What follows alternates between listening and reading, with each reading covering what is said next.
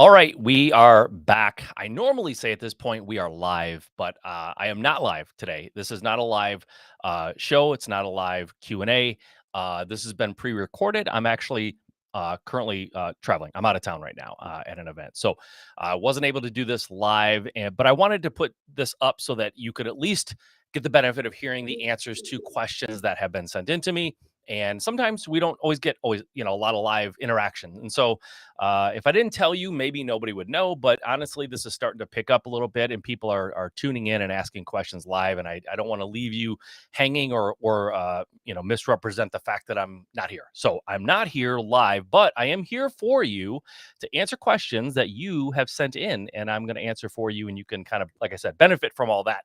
So I apologize for not being live. I'll be back. I'll be back next week live again when I return. But again, guys, we are in a weird market right now. And if you don't know who I am, my name is Mike Simmons. I'm a real estate investor in Michigan. I've been investing in real estate since 2008.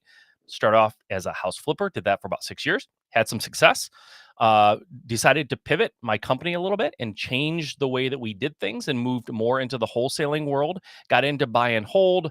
I now do some lending. Like I said, I do a lot of wholesaling as well, so I can answer questions about all that for you. And I've been doing this, like I said, now since 2008. And I've seen some weird stuff. Obviously, 2008 was really weird. 2009, 2010, those years were really crazy. And we're kind of moving into another time that's interesting. I don't think it's going to be as volatile and crazy as 2008, but it is different. And so we have to change with the market. We have to change with what's happening in our market, both real estate market and our economy, right? We know interest rates are up, house prices are going down.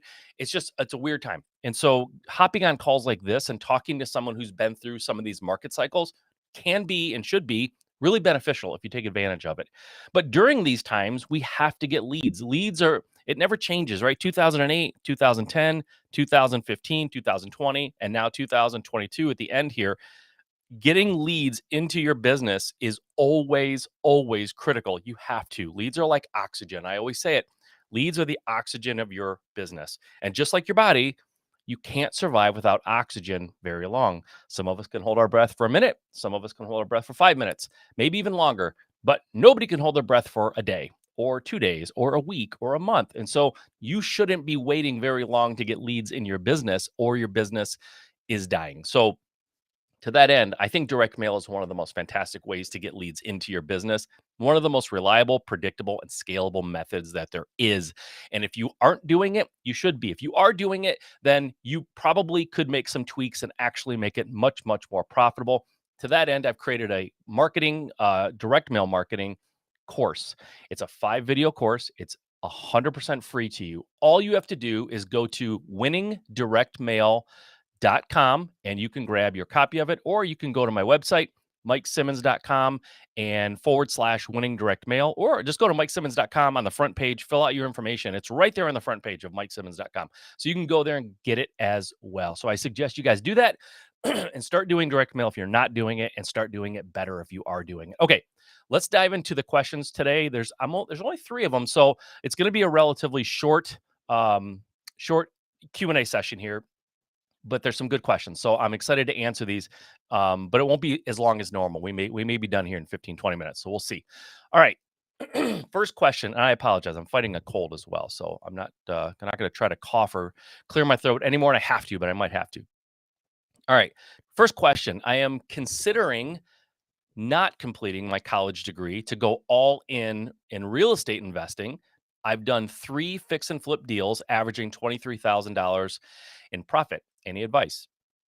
All right. As a dad, my first instinct is to say, don't quit college. But that could be an instinct that's a little bit antiquated, a little bit out of date.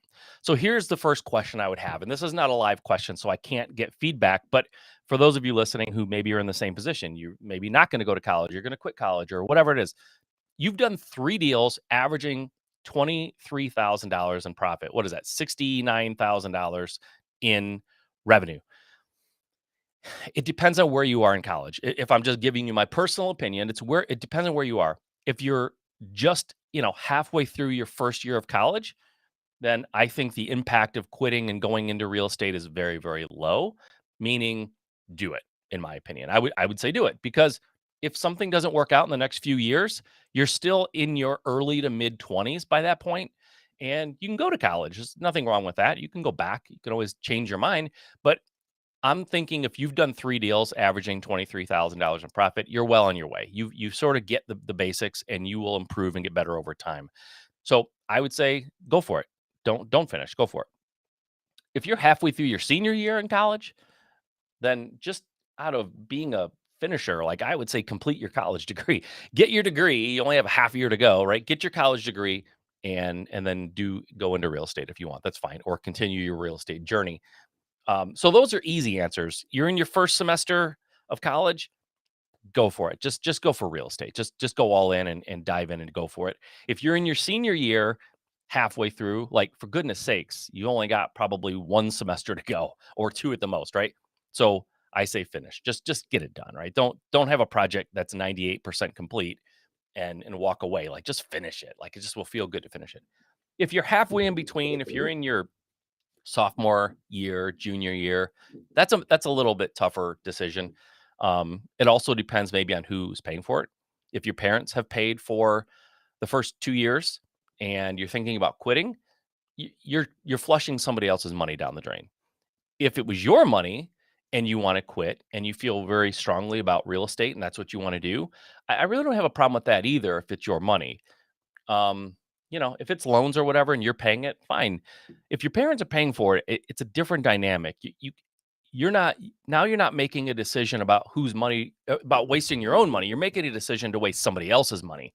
And they may be your parents and they love you, I'm sure, but I doubt they'll be super excited about you throwing away, if you've been there a couple of years, maybe 40, $50,000 worth of college tuition. That feels a little disrespectful and rude and sort of just not the person that I would want to be if it was me. Because here's the great thing. You can flip houses and go to college. I flipped houses with a full-time job and children at home, right? Like you can flip houses with other things going on. It doesn't have to be a full-time thing because if you can flip a house or two or three a year while you're in college, A, it pays for your college probably or and more, and B, it doesn't slow you down really. In a couple of years, you go all in. When you're in your late teens, early 20s, and I'm not sure exactly how old you are, but when you're in that age, you sort of feel like you're farther along in your life than you are. In other words, you feel like, oh man, I got to do this or I'm going to miss out.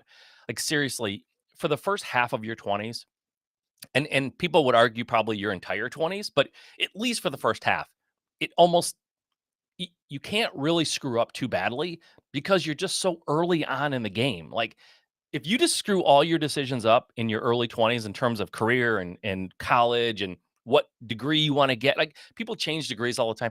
In your early 20s, like who cares? Because by 25, if you had to just start all over from scratch on what you wanted to do with your life, there's no impact on the rest of your life. It's just really little impact, right? So late in your senior year, don't quit. Early in your freshman year, quit. If you're somewhere in the middle, it's a decision, and I think part of the decision is who's paying for it and whose money did you waste for the first couple of years of your degree. That all being said, I'm less insistent. When my kids were younger, I was insistent that they go to college. I just there was no if, ands, or buts. College was a must. I don't think that the world we're living in necessarily requires a college degree to be successful and happy. As a matter of fact, I know that it doesn't. If you want to be a doctor, you've got to get a degree, right? If you want to be whatever, a lawyer, you've got to get a degree. But if you want to run your own business, you certainly don't need a degree. I got a degree later in life. I got my 4-year degree in my 30s, and I don't think it's helped me get to where I am in business at all. And I got a business administration degree. It allowed me early on to get a job that required a degree, so that was good. But as far as my real estate business and running it, it doesn't really impact. It does, I would be just as successful in real estate if I didn't have a degree. But what college does teach people, and I think one of the biggest benefits that people don't always talk about with college is it teaches you how to start and complete something. And that's ironic because we're talking about quitting, right? but it's follow through. It's working with a team because a lot of times in college now, as opposed to maybe 20, 30 years ago, a lot of projects are team based. And so you learn to work with teams, you learn to lead, you learn to follow. All that's really, really good. I like the follow through of college, but like I said, if you just started, I think leaving is not the end of the world. But if you're, through your junior year, halfway through your senior year, whatever it is, I think there's some value to finishing, completing that, closing the book on it, and moving on. It's low impact in terms of how long it might delay you from really being, going all in on real estate. But I do think you can go pretty much all in on real estate even while you're getting your degree. I mean, let's not act like there aren't 24 hours in the day and that you can't study, go to school, and do real estate investing. My daughter was working a full-time job as a working full-time job in a school system and also private practice social work. So she had like two jobs and she was flipping houses as well. So it can be done, right? You just have to you have to decide how much you want to do it and how much it means to you, and maybe not going out with your friends for a few years to a lot, or I'm not saying never go out with them, but like, having to say no to fun once in a while so that you can pursue real estate while you get your degree. There's nothing wrong with that. I like the idea of finishing school, but if you're very early on, I don't necessarily see a reason to spend 4 more years on something that maybe you don't want to do when you already have. And if, by the way, if you had said, I had never done anything in real estate, I have never flipped a house or anything, but I'm thinking about quitting school and doing it full time, I would say absolutely not. I don't care if you're a freshman, sophomore, junior, senior, it doesn't matter. Keep going to school, keep doing that. But you have already done 3 deals that has netted you $69,000. You've already proven you can do it, right? You've gotten over the biggest hurdle of all, getting started and being profitable. And so I think if you're early on, it's not a huge deal to stop now. But you just have to realize whose money is being wasted on whatever amount of time you've spent in school, and take that in consideration and be respectful of whoever that was. If it was your parents, then be respectful of that. Talk to them. And if they're like, hey, quit. We're excited about you doing real estate and we have no problem with you quitting school. That's great. Good. That's awesome support, and then go for it. But remember, it is somebody else's money if it is somebody else's money. So that's my advice. Kind of long-winded, but I think it depends kind of a thing on a couple questions that I posed there, but I think that's enough for you to make a decision with. All right, next question. Let's see. What do you think of paying a 1099 commission employee to door knock properties that look distressed? I'm not seeing great success with cold callers and or mailers. Okay. I would say number one, if you're not seeing success with mailers, grab my free course. Go to winningdirectmail.com and get that course. Maybe you're doing the mailers poorly, possibly. Maybe not. It doesn't listen. Everybody's results are not exactly the same with mailers. I have coached people, I've mentored people who did mailers and it just wasn't a huge success for them and they just didn't get what they wanted out of it, and it's fine. It's not like a silver bullet. It doesn't work in every single situation. It has the highest probability of success of any type of marketing that I've seen. So that's why I highly recommend it. So go grab that course if you haven't. Otherwise, cold calling, I've never had great success with that. But your question was, what do I think of paying a 1099 commission employee to door knock? I have no problem with that. I, I don't think there's any marketing activities that I wouldn't pay someone to do if I got results. And so my answer to questions like this is always give it a try. Give it a try and see what happens. The problem with door knocking is it's very, very, very difficult to get sustainable, repeatable, predictable leads from door knocking. It's very tough and it's very hard to scale, right? You can't go from knocking 100 doors to knocking 5,000 doors, right? With marketing, you can. You can send out 3,000 mailers and you get 2 deals and you go, great, I'm going to send out 10,000 mailers next week, right? Like you can do that. With door knocking, it's very manual and it's very hard to scale, but it's also inexpensive, right? If you're paying a 1099 employee to do cold calling, for example, and you're like, hey, cold calling's not work, I am going to refocus their energies on door knocking. There's nothing wrong with that. I just think door knocking is like, it's to me, it feels more like a supplemental marketing strategy than a primary strategy. And what I mean by that is direct mail, PPC, for some people, cold calling is a primary strategy. They can start it, they can scale it, they can measure it really easily. And it's just very easy to sort of create a big machine that spits out leads with that type of marketing. With door knocking, it's so manual and so like effort based that it's really hard to scale, and probably, and there's exceptions to everything. I'm sure there are people out there who door knock as their primary lead source and their business is exactly what they want it to be. And that's totally cool. But I think generally speaking, or in most cases, from door knocking, if you get a deal a month, a deal every other month, maybe a couple deals every other month, that's probably best case scenario for that type of activity, which means it's a great add-on marketing thing. So maybe you're doing, let's just say you're doing mailers, or somebody's doing mailers, and they're getting a couple of deals a month, and they want to get another deal a month, and they add door knocking, and then they want to get another deal, and they add text messaging, right? Some marketing channels are just going to net smaller results.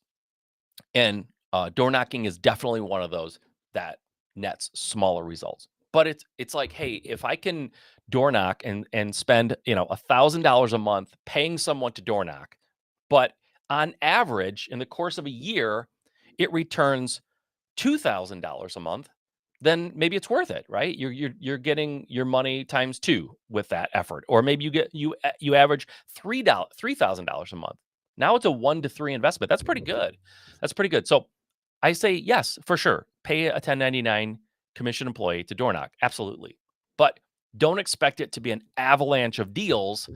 If it is, great, but don't necessarily expect that. But just evaluate. Give it a couple months, and if it's not getting the kind of returns that you think it should get, then stop. It's like everything with marketing is testing.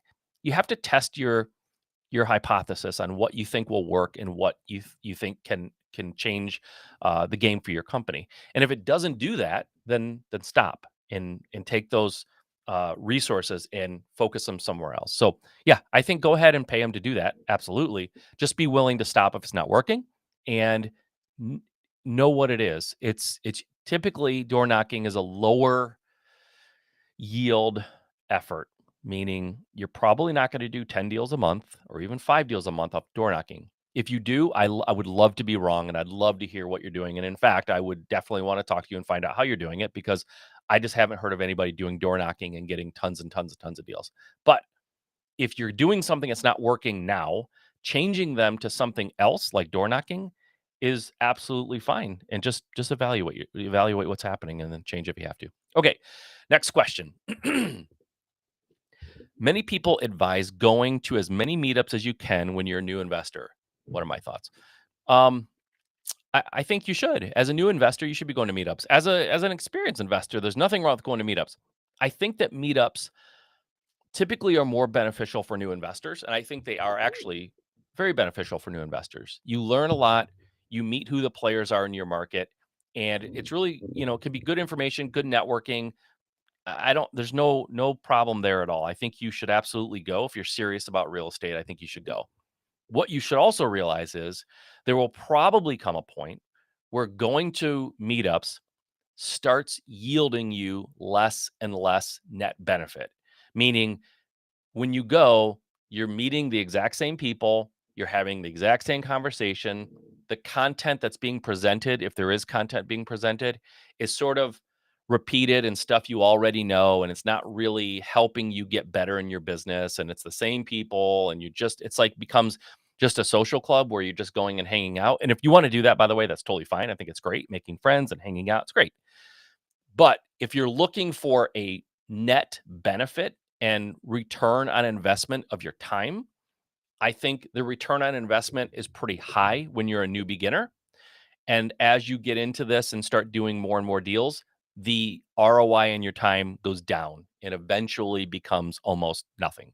And so the only benefit of going at some point is to hang out with people that you know and like, and talk real estate and have a good time, and just treat it like hanging out with friends more than investing in your business, because probably at some point it's not going to be a great return on your time but in the beginning, it is a return on your time. So I think you should go in the beginning, absolutely, for sure. And realize there's a lot of people there that will talk a good game. They'll talk like they know what they're doing and they're in the business and they're doing deals. There's a lot of people who aren't really doing anything at those events. That's the other reason why eventually it starts to become something that isn't really a huge benefit, because you realize at a lot of meetups, there are definitely some people that are smart, know what they're doing, they're active, they can give great advice and maybe even mentorship in a lot of cases, which is awesome. There's also a lot of people that go to meetups that are either flat out lying about what they're doing, or they're giving the impression that they're doing more than they're doing. They're not necessarily lying, but they're kind of talking a good game, like things are happening, but it's not. And they just go there because they like the environment. They want to do real estate, but they don't really, they're scared, or they don't want to take that leap. They're nervous or whatever it is, right? They're just paralysis analysis, but they go because they like talking shop. So just realize it is what it is. But if you can find great people, maybe there's an investor there, because investors do go there, right? They go there. People who have money to spend, they go there to find people that they want to invest with. And the reason why people invest with certain people is because they like them, and they kind of like them personally. Like they trust them and like them personally. So going there and making connections and meeting investors and meeting lenders and all that, it could be absolutely great. I think there comes a point where it's diminishing returns, right? You get to a point where there's not a real great business or financial reason to show up. It's just becomes, maybe you've made friends there and you want to go and hang out with them. It's totally nothing wrong with that. Totally fine. But if you want to just ROI on your time, if you want to just be able to measure the return on that time spent, high in the beginning, low in the end. That's pretty much what I would tell you. All right, guys, that's it. That's all I have for this week. I told you it'd be a little bit of a shorter session here, but please go to MikeSimmons.com, grab my direct mail course. It's absolutely free. I think it will help you get better or get started. Either one, whatever you need, it'll be there, and it'll help you. If I charge for it in the future, or if I take it down off of my site, you will still retain access. You'll have access to it. So go and grab that so you have it in the future if you ever want it. No harm in that. So go and grab it, and we'll see you.